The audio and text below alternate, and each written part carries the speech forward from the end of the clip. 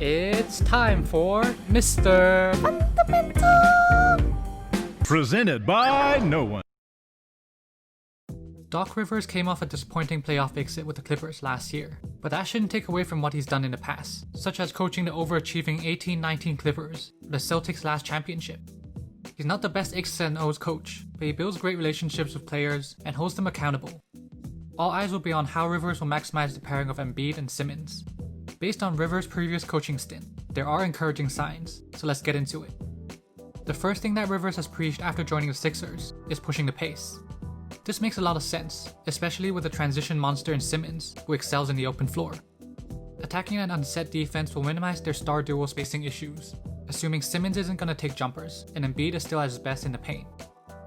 The surprise regarding this philosophy is Embiid getting in on it as well. It was pretty evident in their first preseason game, since he continuously leaked out or sprint down the court. It didn't always lead to a score, but here are some examples of what might happen. Embiid coming down the floor and sealing the big underneath the basket will lead to Simmons getting a dunk in transition. Again, this will get him deep position. The help can't get there in time, and that's 2 easy points. Defenses will start getting aggressive, and these will just lead to fouls, so easy points at the line. It's a team-wide concept. See how Howard is sprinting down the floor. The defense collapses, leading to an open 3. The only worry I have about this is Embiid's durability. There's no denying the positive impact of running the floor, but he hasn't been the healthiest player to start with. Constant running at his size could lead to leg injuries, usually the foot or knee. There are talks about Embiid working on his conditioning. That will help, but durability is something to monitor if he's sprinting up and down the floor 24/7. Rivers' offense have always relied on shooters, like Ray Allen and JJ Redick, just to name a few. Here it leads to a mid-range jumper. These actions typically generate open looks coming off of screens, or the defense will over-rotate and leave openings in the defense. He already says Simmons is their facilitator, so it won't be surprising to see him in Rondo's role here. Of course, time has changed, and you need more creative actions to generate open looks, so a more accurate comparison would be Blake Griffin. Rivers has been clear about his intentions to spam pick and rolls. They've seen some success in their first preseason game with Simmons as their ball handler, but defenses aren't going to press up or go over screens against Simmons like the Celtics did here. Defenses will more likely sag off Simmons like this, but the Sixers could combat that by setting a screen lower. This will wreak all sorts of havoc, since help defense can't get there in time, and another easy basket at the rim. This is basically unstoppable with their size, and neither one of their star duos will get easy points. Switching might be the only option, but now you've got a mismatch in the post, or Simmons will get a head of steam attacking the basket.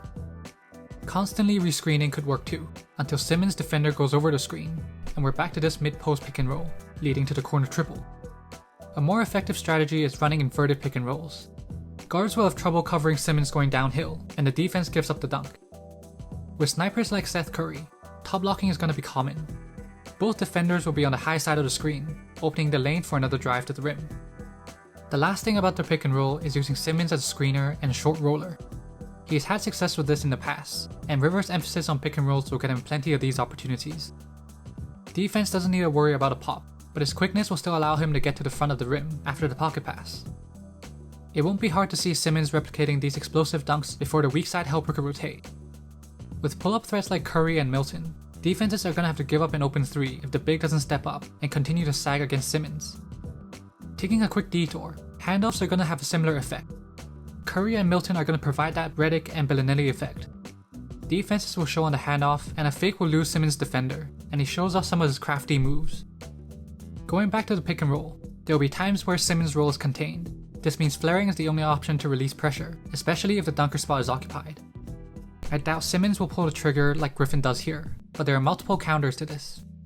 First, it's Embiid sealing his defender down low for a quick high-low. Lob City had a variation of this, where they just go for an alley-oop after Griffin flares. A more likely option is getting into a handoff set right away. He can run handoffs with either the ball handler or one of the shooters in the corner. This will combat the sagging defense I've talked about, and create just enough space for the snipers to knock down these shots. Again, Griffin doesn't have a step against his defender, and Drummond is ready to rotate. The Clippers added a wrinkle with Redick coming off the Jordan screen. This variation still flows into handoff, another great open jumper for the shooter. Rivers loved running double screens out on top, but it will have a similar result. Once Simmons catches it out on top, don't expect a defender sprinting to close out. Again, they can flow into a handoff right away to combat this, or going back to the start. Simmons could be the one rolling, while Embiid is more of a threat for the pop. That would create just enough space for this high-low action. Another solution is having Simmons running the pick and roll with a shooter and Embiid screening. The deadlier the shooter, the more openings it creates. My favorite part of Rivers' offense are his elbow sets. It'll include some off-ball screening or cuts, but putting Griffin one dribble away from the basket is going to put a lot of pressure on the defense. They did it in preseason as well, and even Dwight was able to get all the way to the rim. Griffin catches it at the mid-post instead, where you can see the split in front of him. Since the defense is top-locking Redick, he screens for Jordan, who flashes in front of the rim for the dunk. The best part about this is the flex action. Redick is going to screen for Griffin, then sprints to the top using the Jordan pin down. The defense gets so caught up on Redick that Griffin gets the ball under the rim and in front of the defense. That's 2 easy points. Things are a little different if Griffin is on the ball. The cut by Rivers doesn't create the flex action, but just a pin down for a potential flash for Jordan. He turns it down. Because of Simmons' elbow position, the defense loaded up on him and forced Lowry to over-rotate. That leaves Felton wide open for the weak side triple. The timing is slightly off this time, with Griffin initiating. Here's a potential handoff as the first option. The cut by Redick creates a wonky flex action. He could screen for Jordan who flashed into the paint, but Jordan started too early. The weak side defender cuts too soon as well. It didn't matter, since Baamute still got open near the basket and puts the ball in with the reverse. With how the NBA is evolving, and Rivers' emphasis on pick and rolls, he might have swapped this out with more elbow actions for handoffs and dribble pitch, just like in their first preseason game, but this is still a good recipe to fall back on for the Simmons and Embiid pairing. I've been talking about Simmons a lot, but all this applies to Embiid as well, like these elbow sets putting him one dribble away from the basket. The Sixers already had him running handoffs in preseason, and a quick re-screen gets Harris just enough space for the pull-up jumper.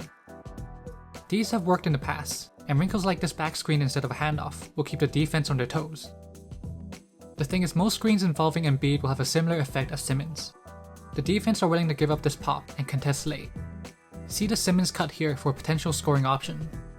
But this would also allow them to flow into a dribble handoff with the corner shooter to counter the sag defense. These are just additional options if Embiid turns down the jumper. With Rivers focusing on the Embiid and Simmons pick and roll, it reminds me of this Rondo and KG pick and pop. If Embiid turns down the jumper and flows into a handoff right away, he'll have the option to roll to the basket without a weak side defender to tag him. The last thing I want to talk about is defense. Now the Sixers have been pretty good defensively, but with the likes of Simmons and Embiid, it should be much better. There isn't much adjustment to show, but Rivers will help with their regular season defensive consistency. You can see the Sixers were locked in on defense. They anticipated a pick and roll and rotated early with good communication. Both Green and Embiid are pointing out off-ball actions. Harris and Green switches perfectly on the weak side cut, but still in position to get the steal on the other action. I guess another thing to point out is how the Celtics exploited Embiid's sagging defense in the playoffs. Rivers typically had Zubac sagging back as well, but against pull-up threats like Kemba, he had Zubac showing up higher, making these early rotations even more important. Those reports of Embiid's improved conditioning should also help with his mobility, allowing flexibility in the defensive schemes, or even just full-fledged closeouts. I was a little hesitant on making this video, because it seems like Rivers is going to pull together the best offensive sets from previous Sixers roster, so I was scared I was just pointing out the obvious, but it was requested by Henry Howder, so shout out to him. Rivers isn't a magician, and he won't fix the Sixers single-handedly, but how he ran his offense did help dictate the roster moves this offseason, and helped balance the floor for the young star duo. Brett Brown was losing his voice in the locker room, and Rivers is a hard contrast with his ability to build sustainable relationships and hold players accountable. As I said, this will be crucial on the defensive end. While Rivers' recent playoff failure is in the spotlight, there's no denying its impact in the regular season. That's also something the Sixers have struggled with and have been underachieving for the past few years. Let me know down below what you guys think Rivers can do for the Sixers. Thank you for making it to the end of the video. If you enjoyed it, hit that like button, subscribe if you're new, and I'll see you guys next time.